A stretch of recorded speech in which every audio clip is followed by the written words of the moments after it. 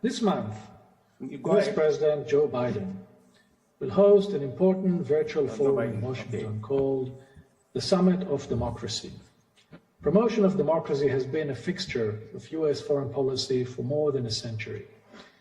Woodrow Wilson took America to World War I in order to make the world safe for democracy. Ronald Reagan said that democracy is worth dying for because it is the most honorable form of government ever devised by men. George W. Bush built on this idea, pushing what he called freedom agenda. He tried to democratize the Middle East and Afghanistan at a huge cost in terms of blood and money. After 4 years of relative withdrawal from the democracy obsession under Trump, Biden has again brought the idea of spreading democracy to the center of US foreign policy. The Biden administration has effectively divided the world into two halves. Roughly half of the world's population or countries were designated as democracies and were invited to the summit, while the other half were found to be insufficiently democratic to merit an invitation. Indeed, Washington appointed itself to be the appraiser of democracy and the grader of other countries according to Western yardsticks.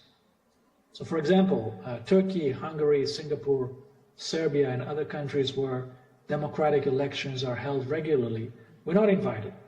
But India, Pakistan, Poland, and the Philippines, which according to different rankings fare worse and where human rights abuses occur, were invited. And that's in part because they serve Washington's geopolitical agenda. History shows that Washington's commitment to democracy goes only as far as its interests allow. We all remember the cases of Mohammad Mossadegh, the Prime Minister of Iran in the 1950s, Salvatore Allende, the President of Chile in the 1970s, Lula da Silva from Brazil, Hugo Chavez, Venezuela, Viktor Yanukovych, President of Ukraine, and President Recep Tayyip Erdogan of Turkey, were all democratically elected. But their election was insufficient for Washington to accept them as legitimate leaders. And the United States took active measures to replace them with more US-friendly leaders. So democracy, it seems, is the best form of government as long as it is governed by US-friendly regimes.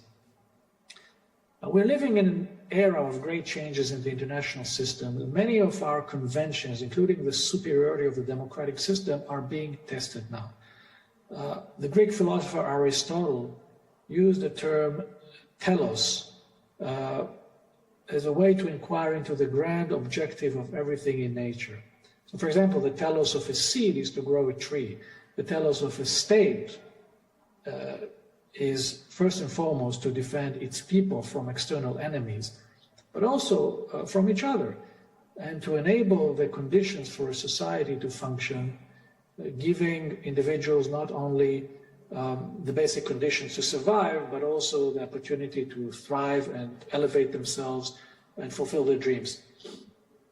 For generations, it's become an article of faith that democracy is the most superior form of government, which all nations and cultures must aspire to. In his book, The End of History, Francis Fukuyama argued that the universalization of Western liberal democracy is the end point of mankind ideological evolution. This dogma has been inculcated in the brains of millions of school children and students throughout the media, academia, and politicians. But then came COVID-19.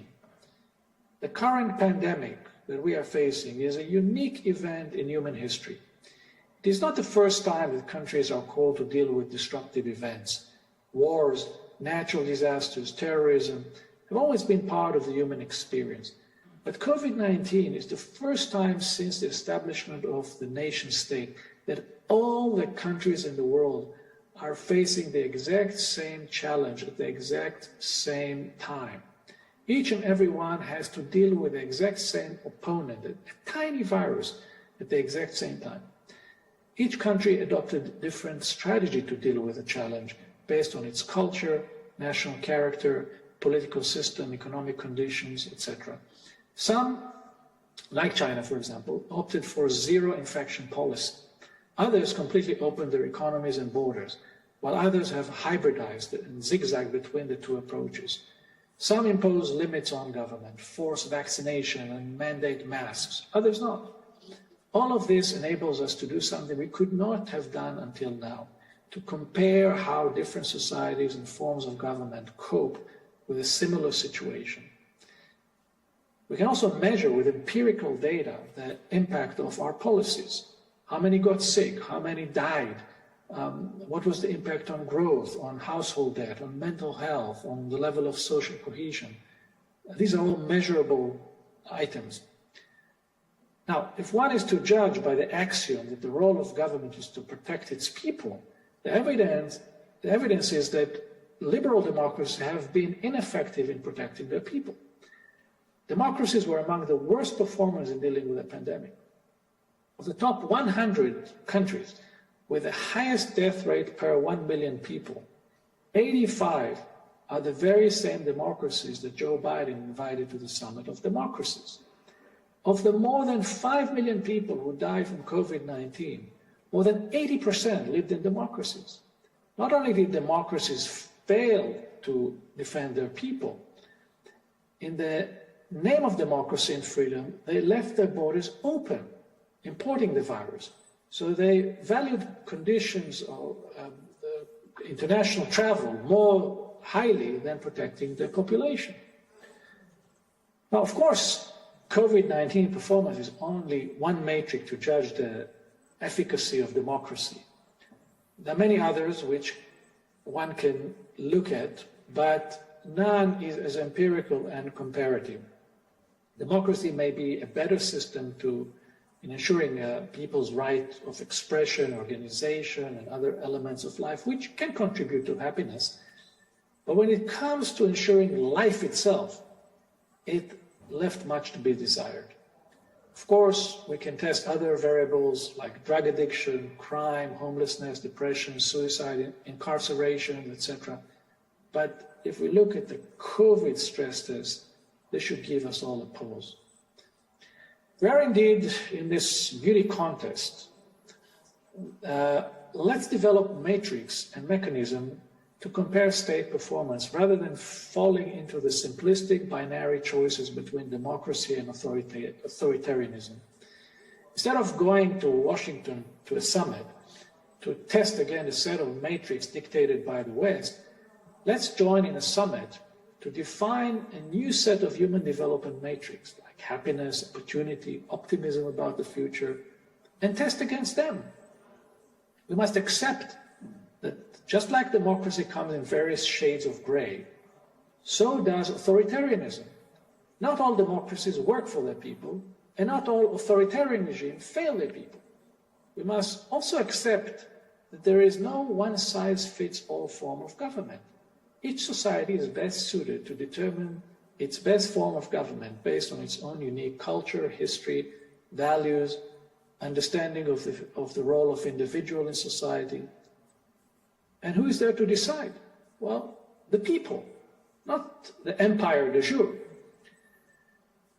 As China and the collective West are now in a strategic rivalry that is to some extent ideological, I want to make a point about the state of the West.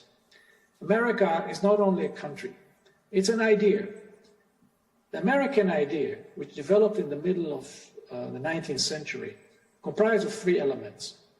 The first is that all people are created equal. Second is that all people possess rights. And the third one is that all should have the opportunity to develop and enjoy those rights. Securing those three elements required a government for the people, for all the people, by all the people, for all the people. Over time, racial, gender, ethnic, and religious barriers were eroded, and the Western society became more pluralistic. But now, as Europe and America are in the process of, in my view, they are in the process of overcompensation. the need to repent for past sins, slavery in the case of America and colonialism in the case of the Europeans, this results in the abandonment of their core culture in exchange for elusive vision of multiculturalism, identity politics, globalization, and a rise of the fastest growing religion, which I call new paganism, which is the amalgamation of climate hysteria, rejection of traditional family values, cancel culture, preoccupation with sexual identity, and obsession with self-gratification. For many, this is what democracy is all about. For me, it seems more like cultural anarchy and historical amnesia.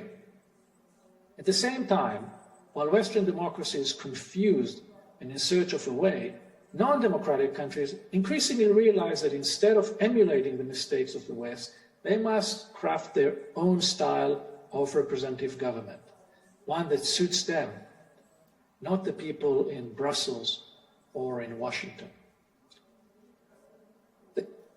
The Constitution of the United States is a fascinating document, but the one thing that appealed to me the most in it is the humility expressed by its first line, which says, "We, the people of the United States, in order to form a more perfect union."